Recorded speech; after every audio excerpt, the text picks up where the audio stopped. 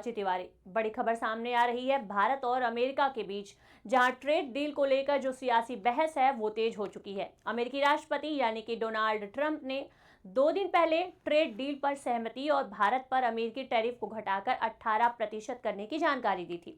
हालांकि डील का पूरा ब्यौरा अभी तक सामने नहीं आया है। प्रधानमंत्री और केंद्र सरकार ने इसे बड़ी उपलब्धि जरूर बताई है, लेकिन राहुल गांधी और प्रियंका गांधी समेत जो विपक्षी नेताओं ने दावा किया है कि इस समझौते में किसानों और डेयरी सेक्टर के हितों की अनदेखी हुई है।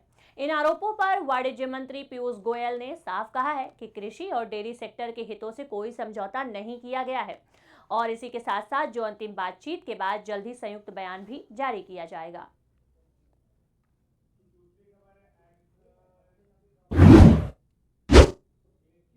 अगली खबर सामने आ रही है। मुंबई पुणे एक्सप्रेस वे पर करीब 31 घंटे बाद गुरुवार सुबह ट्रैफिक सामान्य हो पाया।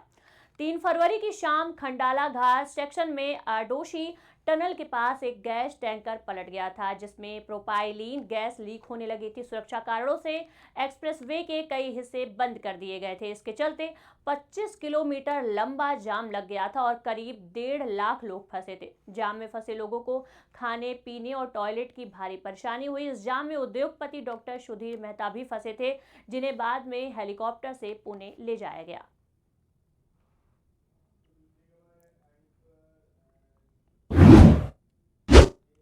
अगली खबर आ रही है। संघ लोक सेवा आयोग में सिविल सेवा परीक्षा 2026 का नोटिफिकेशन जारी कर दिया है। इस बार 933 पदों पर भर्ती की जाएगी और आवेदन की तारीख 24 फरवरी तक की गई है। आयोग ने प्रयास और पात्रता के नियमों में बड़ा बदलाव किया है। अब चयन के बाद बार बार परीक्षा देने का विकल्प खत्म कर दिया गया है। हालांकि आईएएस और आईएफएस के नियम पहले जैसे ही रहेंगे। चयनित अधिकारी को एक बार परफॉर्मेंस सुधारने का मौका जरूर मिलेगा, लेकिन उसके बाद दोबारा परीक्षा देने के लिए सेवा से इस्तीफा देना होगा।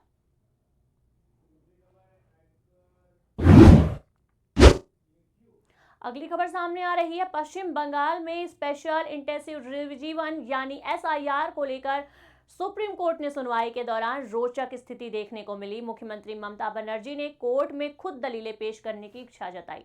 इस पर मुख्य न्यायाधीश सूर्यकांत ने कहा कि कोर्ट में कई काबिल वकील मौजूद हैं, जिनमें वरिष्ठ अधिवक्ता कपिल सिब्बल भी शामिल हैं। सीजेआई ने कहा कि सिब्बल पहले ही बंगाल सरकार की चिंताओं को विस्तार से रख चुके हैं। हालांकि इसके बावजूद ममता बनर्जी ने खुद ही अपनी दलीलें पेश करी।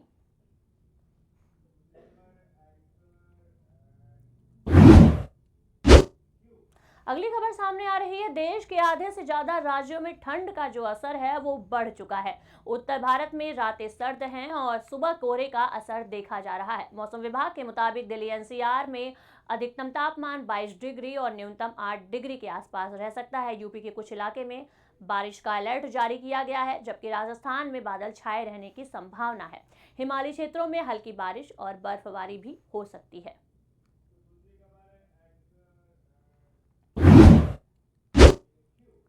बारामती विमान हादसे और उसमें अजीत पवार की मौत को लेकर यूट्यूबर और पूर्व पायलट गौरव तनेजा ने नई बहस छोड़ दी है। तनेजा के मुताबिक हादसा खराब विजिबिलिटी, नेविगेशनल सुविधाओं की कमी और पायलट के जोखिम भरे फैसलों का नतीजा था। उन्होंने बताया, बारामती एयरफील्ड अनकंट्रोल्ड है और वहां विजुअल लैंडिंग के लिए जरूरी न्यूनतम विजिबिलिटी नहीं थी।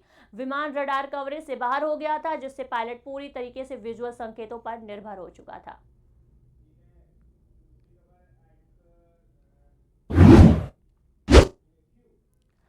बड़ी खबर आ रही है। भाजपा प्रदेश अध्यक्ष मदन राठौर ने कांग्रेस नेता राहुल गांधी की भाषा को लेकर कड़ा हमला बोल दिया है। उन्होंने कहा है कि केंद्रीय मंत्री रवनीत सिंह बिटूट के लिए गद्दार जैसे शब्दों का इस्तेमाल न केवल एक जनप्रतिनिधि बल्कि पूरे सिख समाज का अपमान है। राठौर ने यह भी कहा कि राहुल गांधी की भाषा कांग्रेस की गिरती राजनीति संस्कृति को भी दर्शा रही है। लोकतंत्र के मंदिर कहे जाने वाले सदन में इस तरह की भाषा अस्वीकार्य है और ये जनता का भी अपमान ही है।